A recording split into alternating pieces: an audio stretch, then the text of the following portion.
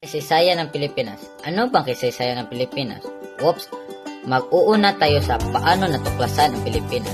Natuklasan ang Pilipinas noong 1521 kay Ferdinand Magellan. Isa siyang Portuguese explorer na nagmula sa Spain. Siya din ang nagpangalan sa ating bansa na nagmula sa kanilang hari na si King Philip II. At ito ay tinawag nilang Las Filipinas. May mahusay ba tayong tuntunin sa Spain? Para sa akin, oo. Pero may isang pulo sa Pilipinas na hindi sang-ayon nito. At ito ang Cebu. Ang Cebu ay nakipag-away at nakipagpatay sa mga taga Spain na gustong silang bigyan ng Kristyanismo.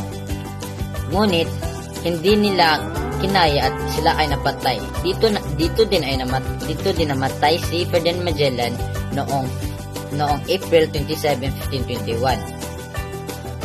Siya ay namatay sa Mactan at ang nagpatay sa kanya ay si Lapu-Lapu.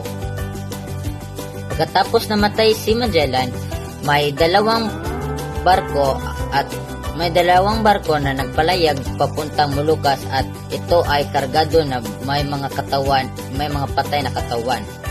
Ang isa nakapaglayag ng mabuti at ang isa ay hindi.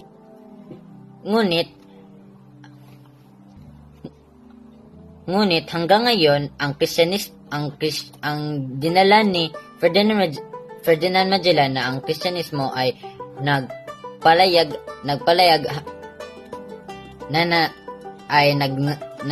nanatili sa atin hanggang ngayon.